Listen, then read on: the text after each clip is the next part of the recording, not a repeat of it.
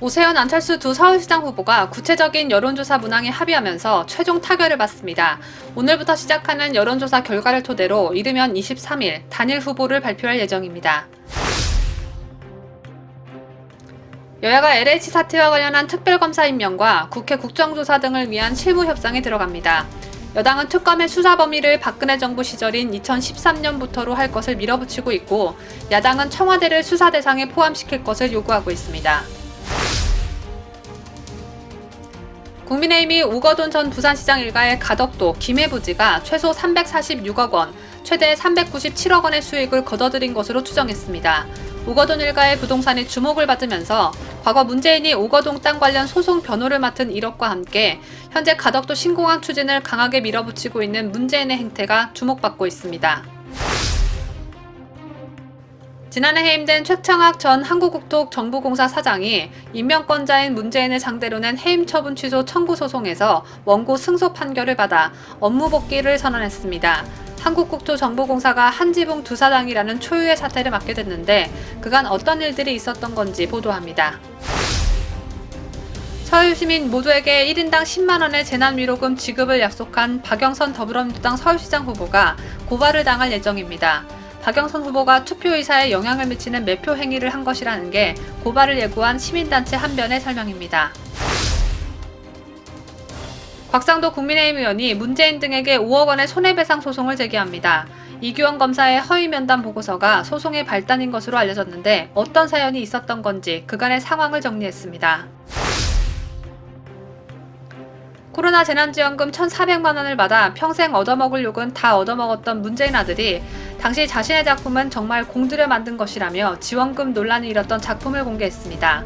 네티즌들은 유치원생들도 미술 시간에 자신의 작품은 공들여 만든다며 문준용의 수준 낮은 자기 방어 주장에 분개하고 있습니다.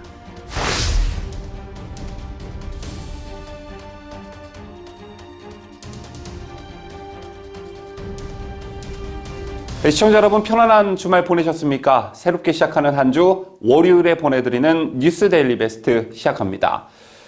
지난 주말 새 큰 틀에서 경선 방식에 합의한 오세훈, 안철수 두 후보가 어제 구체적인 여론조사 문항에까지 합의하면서 최종 타결을 받습니다. 협상을 시작한 지 12일 만이었는데 야권을 지지하는 국민들 입장에서는 이 12일이라는 시간이 곤혹스럽고 또 길게만 느껴지셨을 겁니다. 단일화 시작 단계 때까지만 해도 대승적 차원에서 통 큰 희생을 마다하지 않을 것처럼 했던 두 후보가 시간이 가면 갈수록 욕심을 내는 모습이 역력했기 때문이었죠.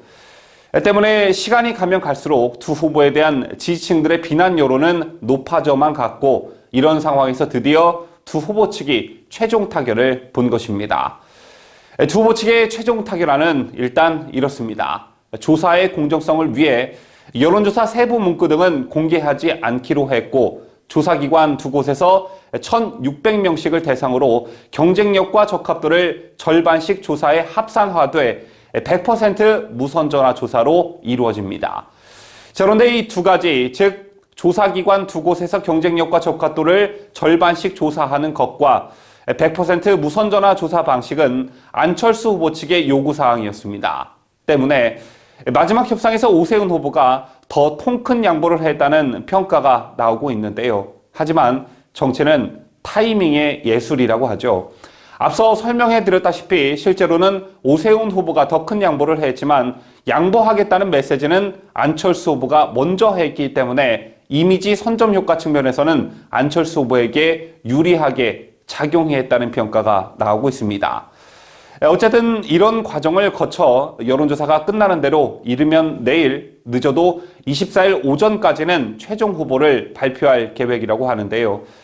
가장 큰 쟁점이 됐던 무선전화 100% 조사와 관련해 오세훈 후보가 또 한 번의 바보 같은 결정을 했지만 홀가분하다라고 말할 정도로 일단 이 조사 방식만 놓고 보면 안철수 후보에게 유리하게 작용할 것이다라는 분석이 지배적입니다.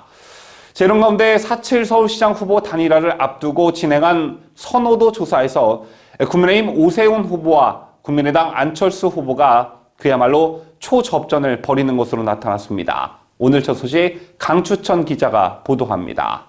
KBS, MBC, SBS 지상파 방송 3사가 공동으로 세계 여론조사에 의뢰해 지난 20일부터 이틀간 서울시장 보궐선거에 대해 물은 결과 국민의힘 오세훈 후보가 단일 후보로 적합하다는 응답이 34.4%, 국민의당 안철수 후보가 적합하다는 응답은 34.3%로 나타났습니다.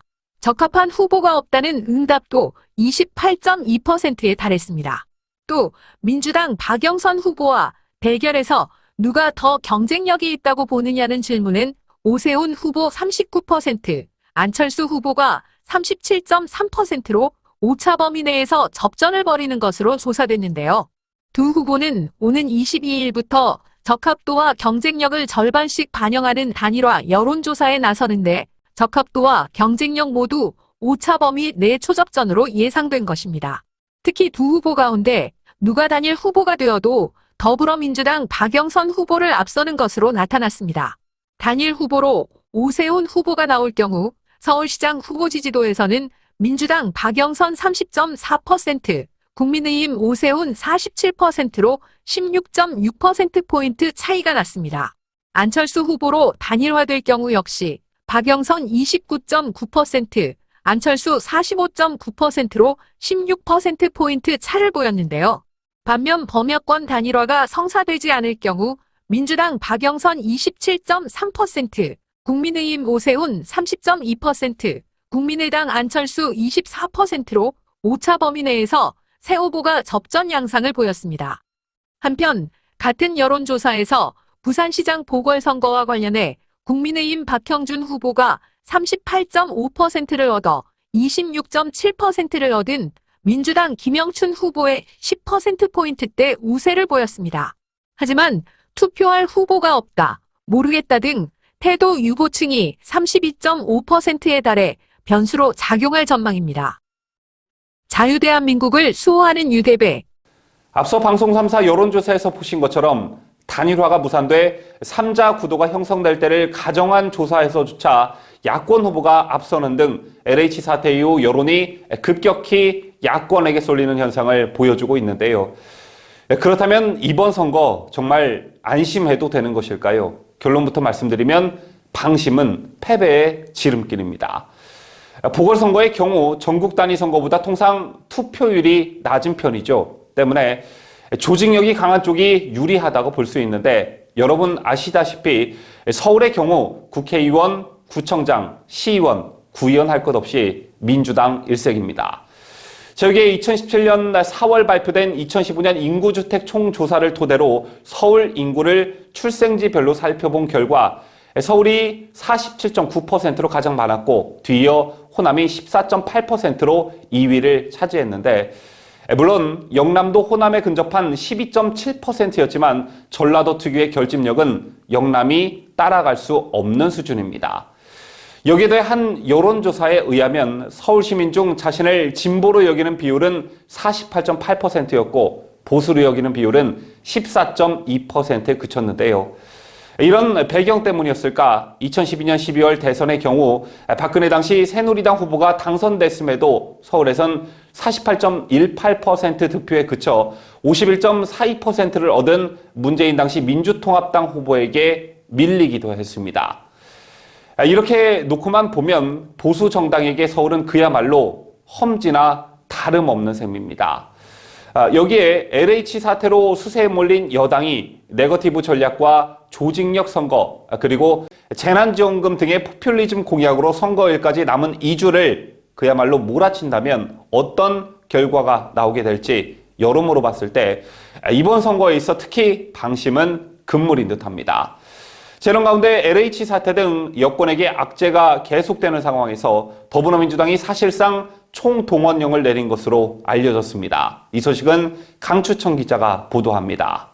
민주당 이낙연 상임선대위원장은 지난 20일 페이스북을 통해 선거가 긴박하다, 전화든 문자로든 가까운 분들에게 호소드리자고 적었습니다. 이 위원장은 저도 전화로 공조직을 독려했다며 전화 통화에 나선 모습을 담은 사진까지 올렸습니다. 이를 두고 당 안팎에서는 이 위원장까지 나서 조직 동원을 강조하는 백병전에 나선 것이라는 분위기입니다. 실제로 민주당은 일찌감치 당 차원에서 조직표 동원 캠페인을 진행 중입니다. 민주당은 최근 소속 의원과 보좌진, 권리당원 등을 대상으로 연고자 찾기 운동을 하고 있습니다. 보궐선거 후보들이 연락할 수 있도록 서울과 부산 거주 지인들의 연락처를 공유해달라는 취지인데요. 여권 5천여 명의 서울 지역 유권자 연락처를 제출하기도 했다며 일부 의원실은 보좌진에게 의무 할당량을 정해주기도 했다고 전했습니다. 민주당이 조직 총동원령에 사활을 거는 것은 보궐선거의 특성상 투표율이 낮고 결국 지지층을 얼마나 많이 투표장으로 이끌어내느냐가 승부를 가른다고 보기 때문입니다. 박영선 후보 캠프 관계자는 투표율이 낮을 것으로 예상되고 야권 단일화로 사실상 1대1 구도로 치러지기 때문에 5%포인트 안팎의 박빙 승부가 예상된다며 결국 집토끼를 얼마나 많이 투표장으로 불러내느냐가 관건이라고 말했습니다. 한편 민주당은 야권과의 조직 대결에 대해서는 전혀 밀리지 않을 것이라고 자신하고 있습니다. 앞서 치러진 지난해 총선과 2018년 지방선거의 압승 때문인데요. 현재 서울 지역 의원 49명 중 41명이 민주당 소속이고 서울 25개구 중 서초구를 제외한 24곳을 민주당 구청장이 이끌고 있습니다. 여기에 풀뿌리 조직의 대명사인 시의원의 경우 전체 109명 중 101명이 민주당 의원인 반면 국민의힘 시의원은 6명에 불과합니다. 야권이 여론조사 결과에 취해 방심하고 있으면 안 되는 이유가 바로 여기 있다고 볼 수 있습니다. 서울 시민 모두에게 1인당 10만 원의 재난 위로금을 지급하겠다는 문재인스러운 공약을 내건 박영선 더불어민주당 서울시장 후보가 시민단체 한변으로부터 고발당하게 됐습니다. 안 그래도 우리 현명한 서울 시민들은 박영선이 서울시장 되면 10만 원 주고 100만 원 뜯어갈 거라며 박영선이 돈 뿌리는 공약을 내자마자 비난을 퍼부었었는데 고맙게도 한변 모임에서 이렇게 고발까지 해주셔서 참 감사한 마음입니다. 한반도 인권과 통일을 위한 변호사 모임, 이를 줄여 한변은 21일 박 후보를 공직선거법 위반 혐의로 22일 대검찰청과 서울시 선거관리위원회에 고발하겠다고 밝혔습니다. 한변은 공직선거법 제230조는 선거의 공정성을 보장하기 위해 특정인의 단락에 영향을 미치게 할 목적으로 선거인을 매수하는 행위를 처벌하고 있다면서 이에 비춰보았을 때 박영선 후보의 약속은 자신의 당선을 목적으로 유권자인 서울 시민의 투표 의사에 영향을 미치려는 매표 행위로 공직선거법 위반이 분명하다고 지적했습니다.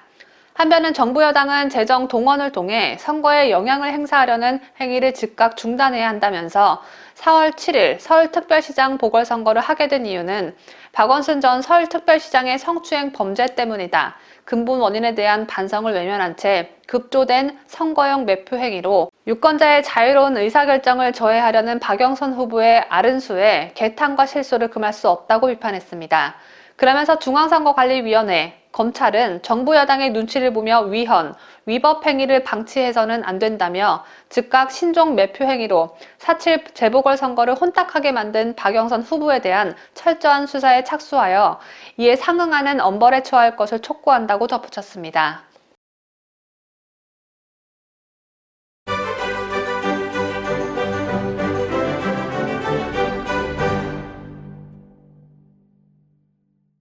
얼마 전이었죠. LH 특검과 관련해 민주당은 박영선 서울시장 후보가 먼저 제안하고 김태년 당 대표 직무대행이 이를 받아 추진하는 모양새를 취했습니다. LH의 불똥이 서울시장 보궐선거에 영향을 미치는 것을 좀 줄여보려는 의도에서 나온 고육책이었는데 국민의힘까지 특검을 수용하면서 논의가 급물살을 탔습니다. 그런데 이 여권에서 특검이 어디로 튈지 모른다는 우려의 목소리가 나오고 있다고 하는데요. 박근혜 대통령 탄핵도 특검과 국정조사로 시작이 됐고 이 정부 들어 실시된 드루킹 특검도 여권 대선 주자였던 김경수를 위기에 빠뜨렸습니다. 때문에 민주당 당원 게시판에선 특검을 추진한 김태년 직무대행에 대한 사퇴 찬반을 묻는 투표까지 진행 중인데 현재 사퇴를 해야 한다는 의견이 높은 것으로 알려졌습니다. 이런 가운데 이번 주부터 LH 사태와 관련해 특별검사 임명과 국회 국정조사 등을 위한 실무 협상에 들어갑니다. 당장 내일부터 당 원내수석 부대표와 국회 법제사법위원회 간사, 법조인 출신 의원 등이 참석하는 3+3 협의체가 특검과 국정조사 선출직 공무원 전수조사를 위한 회의를 시작하게 되는데요. 현재 가장 큰 견해를 보이고 있는 것이 수사 범위입니다.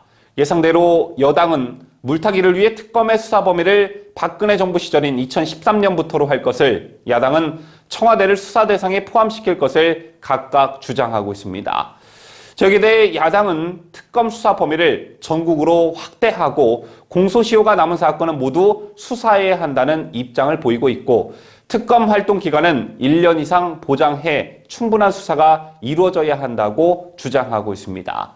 자, 만약 이 같은 조건이 수용될 경우 민주당에서 주장하는 LCT 특검을 마다할 이유가 없다는 입장을 국민의힘은 보이고 있습니다. 하지만 민주당은 청와대를 국정조사 대상에 포함하는 것에 난색을 보이고 있는 상황이고요. 또 다른 견해차가 있는데 특별검사 추천 방식에 대해서는 민주당은 여야 합의 추천을, 국민의힘은 야당 추천을 주장하고 있습니다. 이처럼 여야가 첨예한 입장차를 보이면서 실제 특검 출범까지는 상당히 오랜 시간이 걸리거나 아예 무산될지도 모른다는 전망들이 나오고 있습니다. 국민의힘 부산시당이 오거돈 전 부산시장 일가가 부동산으로 거둬들인 수익이 300억 원대에 달한다고 밝히면서 큰 파장이 일고 있습니다. 그동안 오거돈 조카인 오치윤 대한제강 사장이 가덕도 신공항 이슈로 해당 땅값이 폭등하자 급매로 팔아버린 가덕도와 김해 일당의 땅이 최소 5배의 수익을 낳았을 것이란 추측이 있었는데 이번엔 국민의힘이 꽤 세밀한 분석 결과를 내놨습니다. 21일 국민의힘 부산시당 대변인 김소정 변호사는 보도자료를 통해 오거돈 전 시장 일가는 대한제강 가덕도 부지 및 김해 부지 일대를 통해 최소 346억 7,600만 원 내지 368억 7,600만 원, 최대 360억 7,600만 원 내지 397억 7,600만 원의 수익을 얻은 것으로 추정된다고 밝혔습니다.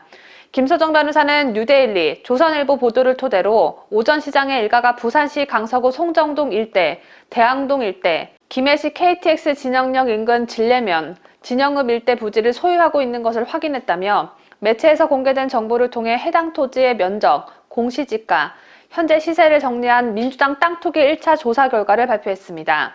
김 변호사는 부산 송정동 대한제강 공장 부지는 그 취득 시점인 2001년의 공시지가가 120억 1천만 원, 2020년 공시지가가 432억 3,600만 원임에 비춰 위 부지에 대한 오 전 시장 일가의 추정 수익은 312억 2,600만 원이라며 시세보다 저렴하게 책정되는 공시지가의 특성상 실제 추정 수익은 이보다는 훨씬 더 많을 것으로 판단된다고 했습니다.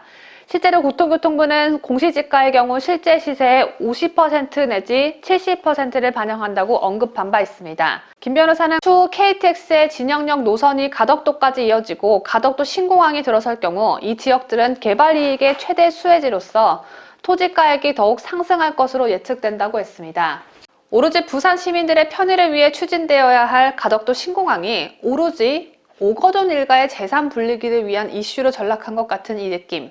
비단 저만 느끼고 있는 건 아니겠지요.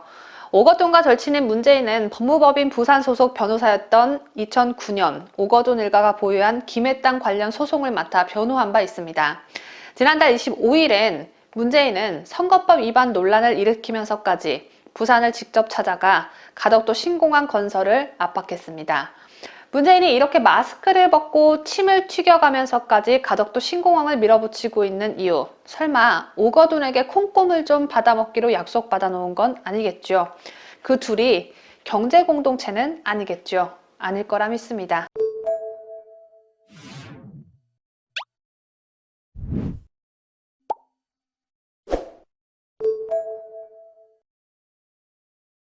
한 번도 경험하지 못한 나라를 만들겠다는 공약 하나만큼은 철저하게 실행하고 있는 문 정권에서 또 사상 초유의 일이 발생했습니다.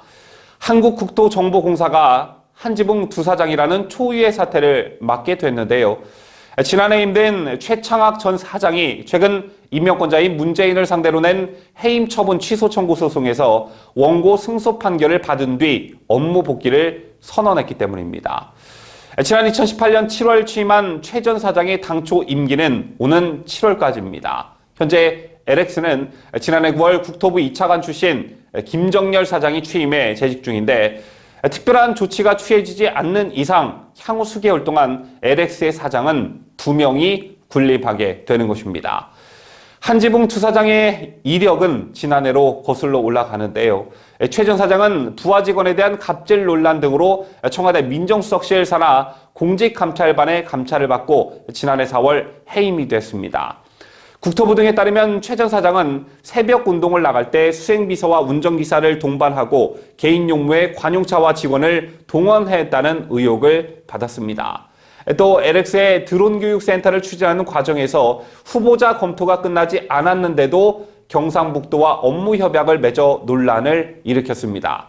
하지만 해임 직후 최 사장은 강압적 업무 지시는 없었고 감사 과정에서의 의견 진술 기회를 보장받지 못하는 등 징계 절차가 위법했다며 소송을 제기했고 이에 서울행정법원이 지난달 26일 최 전 사장의 손을 들어줬습니다. 한편 최 전 사장은 지난해 9일 본인 페이스북을 통해 승소 소식을 전하면서 피고인 측인 대통령은 법원이 내린 판결 결과에 대해 3월 5일 즉시 항고를 제출했다며 이 정권은 참으로 뻔뻔하고 염치도 없고 무능하고 오만하다고 분노했습니다. 이어 지난 19일에는 고심 끝에 저의 남은 임기 4개월을 지키기로 했다며 복귀 의사를 밝혔는데 그는 자리에 대한 욕심이 아니라 그동안 훼손된 저를 포함한 공사의 명예와 왜곡된 일들의 정상화를 위해 가장 확실한 방안이라고 판단했고 부정한 수단과 방법에 의해 공공기관장의 임기를 중도에 박탈하는 일이 다시는 없어야 한다는 것을 입증하고 싶기 때문이라고 설명했습니다. 한편 현재 LX 직원들은 누구를 사장으로 모시고 업무를 봐야 할지 굉장히 혼란에 빠진 것으로 알려졌습니다. 다음 소식입니다. 국민의힘 곽상도 의원은 지난 2019년 1월 문재인의 딸 가족의 해외 이주 의혹을 제기했습니다.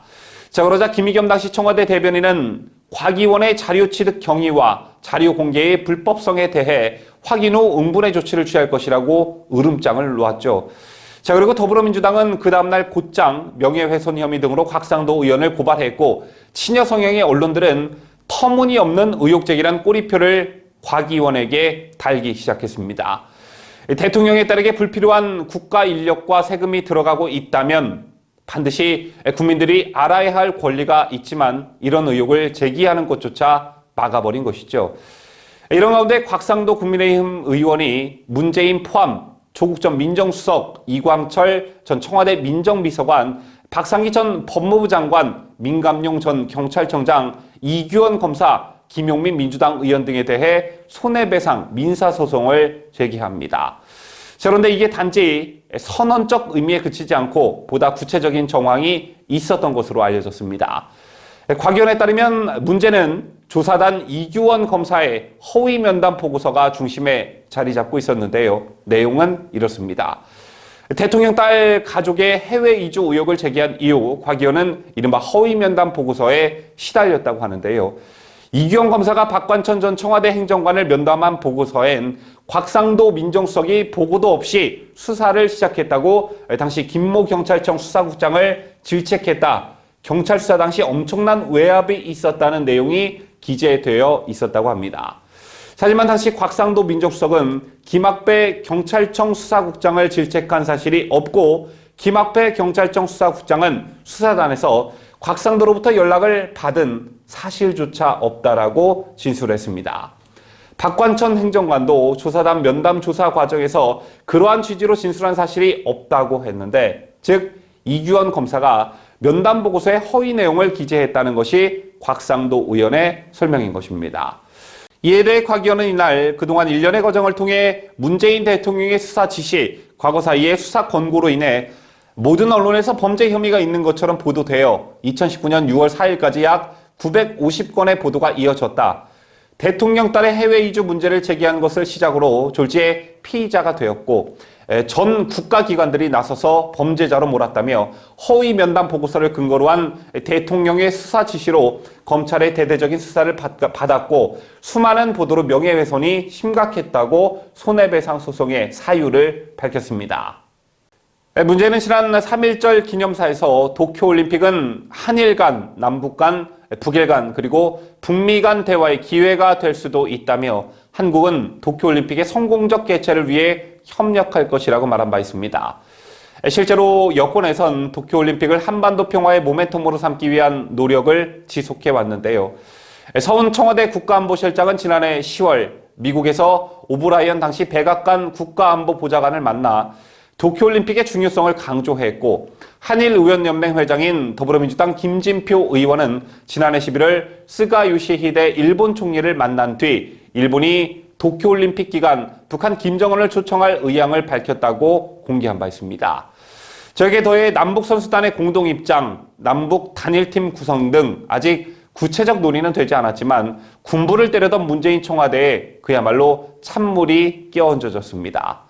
일본 정부와 국제올림픽위원회 IOC가 7월 예정된 도쿄올림픽에서 해외 관중을 받지 않기로 했기 때문인데요.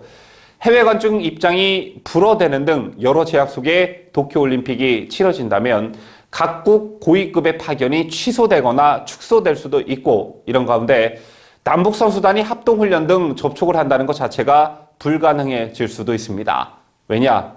코로나 없는다며 해상에서 우리 공무원을 쏴 죽인 북한이 어떻게 우리 선수단과 합숙을 할 수 있다는 말입니까?